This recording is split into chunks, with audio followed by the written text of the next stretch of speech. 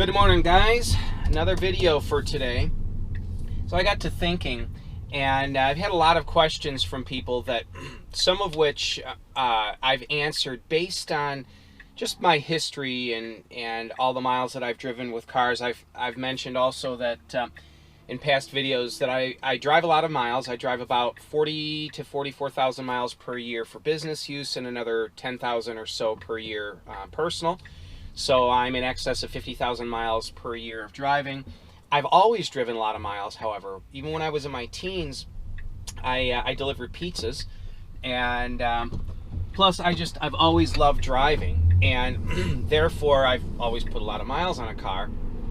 And in today's video, I wanted to go through my my history in vehicle ownership and just a little bit of background of my driving style and that.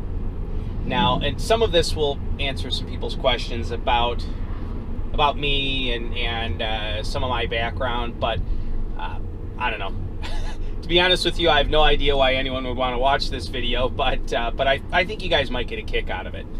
So I'm 47 years old, got my license when I was 16. In fact, I don't know if it was on my 16th birthday or right around there.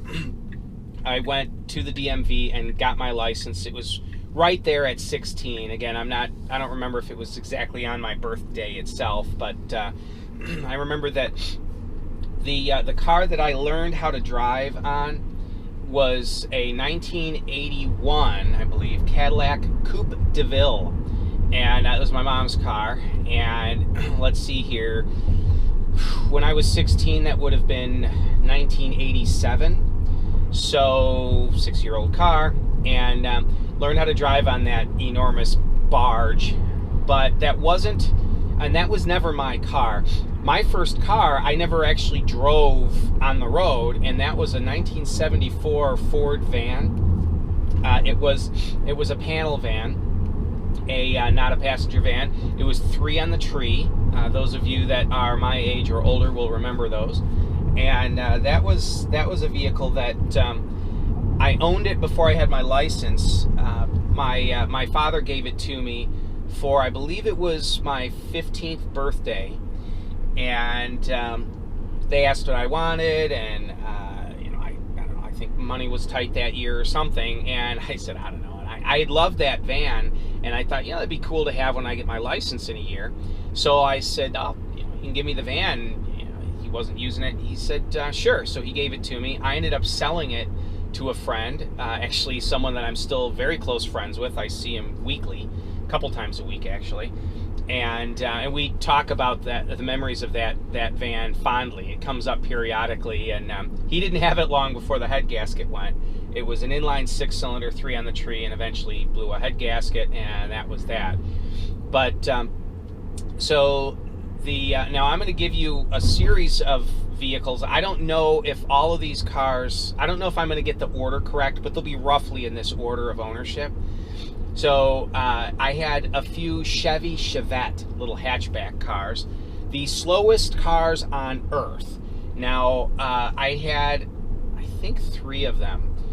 And again, probably not in this order, but I had a 1977, I think it was.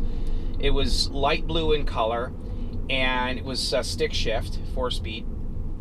That was the fastest of my Chevettes, if I can use that term loosely. That car would exceed 55 miles per hour, basically. People talk about 0 to 60 times. If somebody looked at me and pointed to the car and said 0 to 60, I would have said yes, because that car actually would go 60. And for those of you that have ever owned a Chevette, you know what I'm talking about. Now, when they're relatively young, they're okay. You can get them to go 75 on the highway. But Chevettes will run many, many, many miles. I'm talking 250,000 miles before they wear out. And and the only cars I could afford had high miles on them. So the engines were very tired. Chevettes were known for the valve guides. The valve stems would get tight in the valve guides from deposits on the stems, and so you would end up, the valve stems would get hot, and you'd end up with valve float. Now, it was not an interference engine, so no damage would occur. But what would happen is, if you ran the engine too hard, the car would accelerate. You know, okay, 0 to 60 was, I think, officially 32 seconds. You can research this and correct me if I'm wrong, but they were very, very slow. But if you tried to accelerate too rapidly, the valves would get hot, and then you get up to 55 or 60, and the car would slow down and slow down and slow down and get down to like 45 miles an hour. And if you modulated the throttle just right, you could get the valves to cool themselves off and then give it a little bit more throttle. At least 2 of the Chevettes that I owned, and I think I had at least 3 Chevettes, probably more like 4 of them, but only one of them would run 55 miles per hour consistently. The others had this valve float issue. And my dad had a couple Chevettes, and they exhibited valve float problems as well. But they were reliable cars, they just were dog slow. So I had a late 70s, I think it was a 77 Chevette. I had a 1979, and then a 1981 or 82, I believe.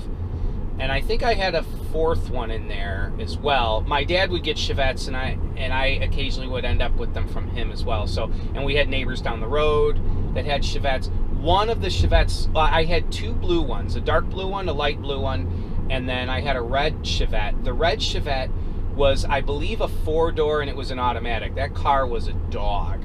What a piece of junk. But I had that longest.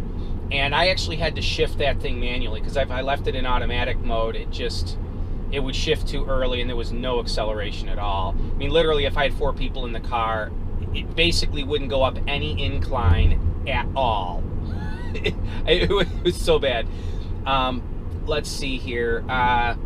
Shortly after that, and I was, by this point, owning these Chevettes, I was delivering pizzas. And so, let's see here. I had a I believe it was 1984 Ford Escort wagon. Now that car was a previous service vehicle, or fleet vehicle anyway, for Coca-Cola. And I acquired that car through trading a ATV, a Honda 4Trax 250R ATV, to the owner of it. I really needed a car, and the 4Trax was kind of worn out anyway, so it was a pretty even swap. And actually, sidebar, that gentleman is, I still know him as well, and in fact, he's a rental management individual that I do a lot of service work for, appliance repair. So small area that I live in. I've been here my whole life. I know people. But anyway, so I had that car for a couple of years, delivered pizzas in it, and good car. But back in that era, the Chevettes were a lot cheaper to maintain than Fords were, and they were more reliable besides. So I kind of missed my Chevettes, although the Escort had noticeably more power. It actually would function as a normal car, not a golf cart, the way the Chevettes were. So let's see here. I had a 1979, a red 1979 Camaro, probably my favorite car of the era. It had a 305 V8 that was pretty tired and worn out. It really never had any performance to speak of, but it wasn't as dog slow. It was by no means a quick car at all. It was a pig, but it wasn't as dog slow as the Chevettes, and marginally faster than the Escort.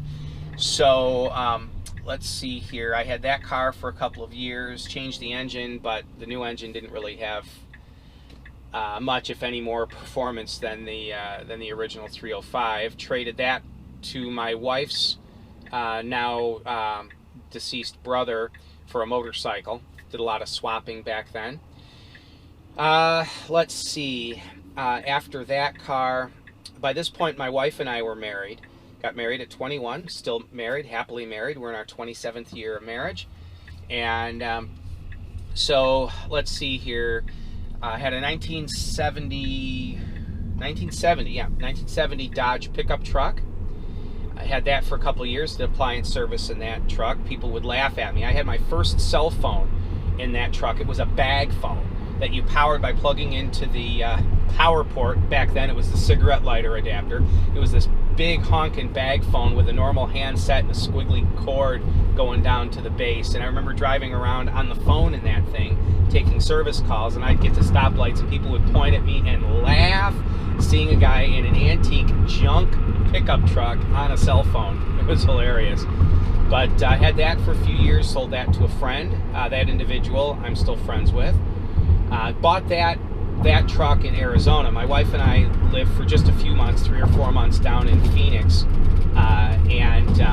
long story there, but we bought it there, drove it back to Illinois, broke down twice on the road getting home, barely made it home, barely, I mean, with just a few bucks in our pocket, so that was quite the adventure.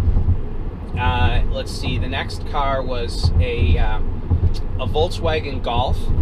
That was a great car. That was a fast car. It was not a GTI, it's just a standard Golf, but it was stick. Most cars that I owned, oh, my Camaro was an automatic, by the way, but most of the cars that I've owned, I've tried to obtain stick shift cars, and a lot of the reason for that is that back then they were faster and better on gas. Nowadays, that's kind of changed, but back then, stick shift cars, automatics were, we called them slush-o-matics. They were just, oh, they were turds. They 8 horsepower. They made the car slow.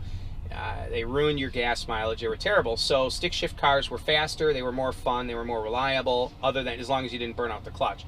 They were more reliable, and you got better mileage. So, so anyway, the Golf was a 5-speed and front-wheel drive. Great car. Again, fast car. That, up to that point, was the fastest car I'd ever owned. And so that was pretty cool. Let's see here. That car ended up getting totaled. I got rear-ended, and when I got rear-ended, I got pushed into the car ahead of me, and so I had front and rear end damage. Car was totaled. Let's see, at that point I bought my first Saturn. Had a 94 Saturn SL2, which was SL was it was a 4-door car, and L was for sedan. SC was Sport Coupe. SL was Sport Sedan. I don't know what the L was, but it meant sedan. SW was Sport Wagon or Station Wagon. And then there was the 1, which is a single cam car. The 2 was a twin cam. So I had an SL2, which was a Sport 4-door twin cam. And then that was, at that point, the fastest car I ever owned. Saturns, at least when the engine is fresh, the stick shift twin cam cars of that era were pretty quick cars. And that car was interesting. I had an ATV flatbed trailer, aluminum trailer, that I would haul appliances around with. And I could have 2 appliances on the trailer, and my 0 to 60 time was the same towing the trailer as it was without. And I don't remember what the exact number was. It was 8.5 seconds or something. I think it was about 8.5 or 9 seconds, something like that. But for that era and for how cheap a car it was, that was pretty darn fast. And so that car I bought brand new. First new car I ever bought, $13,250. I still remember it. It was purchased from Saturn of Libertyville in Libertyville, Illinois. The dealership is still there, although obviously Saturn is no longer a brand. So I think it's a Toyota dealership at this point, and which we bought a Toyota Highlander from that dealership used.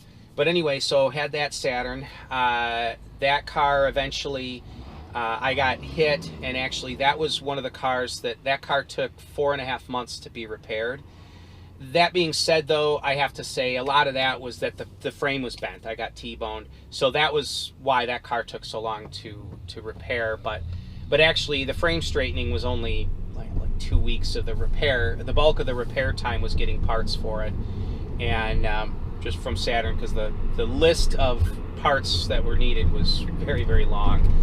Anyway, so that car I ended up building into a competition car audio vehicle. Had 8 15-inch subwoofers in a steel wall behind the front seats, 8,000 watts of amplifiers in the trunk, 4 alternators sticking out of the hood, 1.25 inch thick Lexan windshield, and that car was featured in Auto Sound and Security magazine. Kind of cool.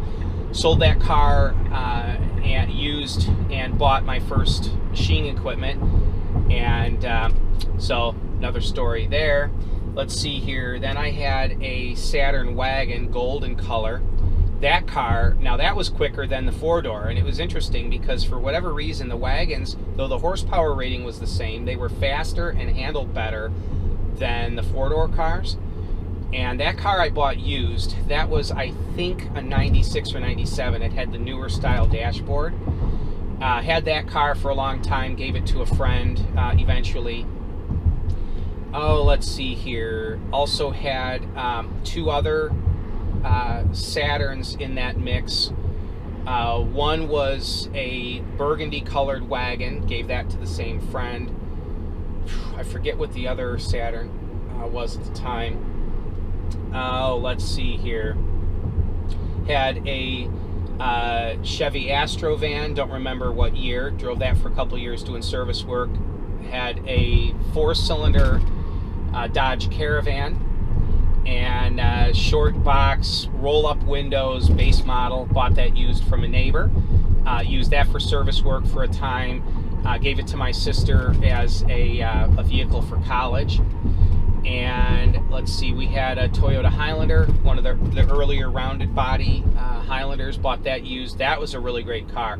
Lot of power there. V6, lots of power. Had a, let's see here, a long box Plymouth Voyager, basically Dodge Caravan. Don't remember the year, but it wasn't the early one that was squared off. It was the middle year that looked like a big jelly bean. So kind of rounded off body. Oh, let's see, what else? And then that brings us to more current day. Had a 2013 Ford C-Max Hybrid. That car currently has over 200,000 miles on it. Watch this channel for an update on that car. I'm going to do a review on it and let you guys know the history, a little bit of the history of that car, the repairs that it's had, and reliability and whatnot. My wife's current car, 2014 Ford Fusion. That is a titanium trim EcoBoost. It's their 2-liter turbocharged, the biggest engine you could get at the time. Now you can get them in a turbo V6, but at the time 2-liter 4-cylinder turbo was the biggest engine, and it's all-wheel drive. So it's not really a unicorn, but it's kind of a rare car. There aren't very many of the all-wheel drives out there. Love that car. Still own it. Have 80+ thousand miles on that car. It is awesome. And so then we have a 2019 BMW M240i convertible with xDrive, which is all-wheel drive. That's the highest end car we've ever owned. Sort of a dream car for us. That's just sort of our fun weekend car. It's fun having a convertible. And then my Tesla Model 3, and you guys know all about this car. I've currently got, let's see here, 47,637 miles on it. So coming up on 50,000 in the next, whatever, month or so. Do a full 50,000 mile review of this car at that point. So there might be one or two cars in the mix. Oh, we did have a 4-cylinder Mustang that was of mid or late 80s variety, 1986 to 88, something like that. Only had that for a brief period of time, however. But there might be a car in there that I'm missing, but that's sort of my history of vehicles I've owned. And, you know, it's funny, I've been a hypermiler from way back. I remember as a teenager driving with my dad in his 1981 Chevette, his appliance service vehicle. I'd be in the passenger seat riding with him on service calls.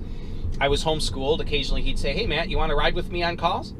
I'd say, "Sure." So I'd get in the car and stick shift. And I remember seeing him as we'd approach a stoplight or stop sign or just backed up traffic, he'd shift it into neutral, let off the gas, and coast. And I remember, you know, I asked him, I said, "Why do you do that?" He said, "It saves gas." And I said, "Good grief, Dad, how much is it going to save you? A penny, you know, or whatever?" And I thought it was the most ridiculous thing in the world. I'm like, it's saving you a couple pennies in gas. But, you know, and I never got over that thought until I started driving and paying for gas and that. Plus, I eventually figured out that I'm really into efficiency. Now, my dad, since he knew that I thought he was a little bit of a nut in hypermiling, he just didn't talk to me much about it. But once hypermiling became a thing, I started talking to him. So within the last 7 or 8 years, I've been talking to him about coasting. And I said, "You know, Dad, I always overinflate my tires. these I don't need to overinflate. They're rated at 50 psi, and so that's what I run them at. But back then, when tires were rated at 35 to 38 psi, I would run them at 5 pounds over that. Now, I've had people tell me, that's hazardous, it's hazardous, it's hazardous. You know what? Kind of funny. I've driven 1.2 to 1.4 million miles, something like that, in my driving career. I don't have tire problems. I don't have blowouts. My tires last longer than they're rated for. I just don't have tire problems ever at all. And so I've always, until recent tires that you can put 50 psi into, I've always overinflated my tires by 5 psi. And my gas mileage went up noticeably, and I started coasting and doing all the things my dad did. And talking to him now, he admits, he goes, oh yeah, I always overinflate my tires. He goes, I've always done it. He goes, I figure the manufacturers have to have a safety margin in there for overloaded weight or hitting potholes or whatever. And he said, so I always overinflate them too. And so we compare notes, and he was a hypermiler from way back before it was a thing. He just kind of understood physics and, responded accordingly. So I've always shifted my cars into neutral to coast. I've always, again, inflated my tires high. I've always minimized my acceleration for general driving. Yeah, I get a little sporty occasionally, and I'll floor it and, whatever. But for the most part, I drive very, very efficiently. Right now, my energy consumption is way better than what the graph was assuming I would see on the way to my first stop today. So, yeah, it's and when you hypermile, cars last a lot longer. I always get really high miles out of my cars, good gas mileage, great reliability. My tires last longer than they should. I mean, and I don't replace tires when they're bald. I replace them when you're down to the wear marks and you need to replace them. That's when so I'm not being unsafe in overusing my tires. They just last longer. So there's a lot of reasons why to be gentle on a vehicle. And you know what? When I floor it occasionally, since I'm so used to accelerating modestly, that flooring a car really is a thrill for me. When you're flooring a car all the time, you get used to the G-forces and it's nothing to you. When you're gentle on a car, then occasionally I hit a back road and I'm cornering hard and flooring it and maybe getting the back end a step just a tiny bit and having fun. That's a lot more thrilling because the bulk of my driving is accomplished at modest acceleration and modest speeds. So anyway, as usual, tons and tons of talking, but figured you guys might get a kick out of this. What's your history? Give me a list of the cars that you guys have had. And, have you guys, before you got an EV, were you hypermilers and squeezing every drop of fuel out of your cars? I mean, let me know. I also want to do a video in our BMW. It's got a big turbocharged 3-liter, engine. It's all-wheel drive. It's a sports car, not aerodynamic or anything, but I've been hypermiling that car and I've gotten some great results. I'm going to do a video on that you can take a performance car and still get pretty respectable efficiency out of it. So anyway, let me know what you guys think, what cars you've had and your driving experience over the years. I'm kind of curious. So anyway, thanks for tuning in, guys, and give me suggestions for other videos. If it's something reasonably doable for me, I'll go ahead and shoot a video based on your suggestions. So thanks, everybody. Have a great day. Bye-bye now.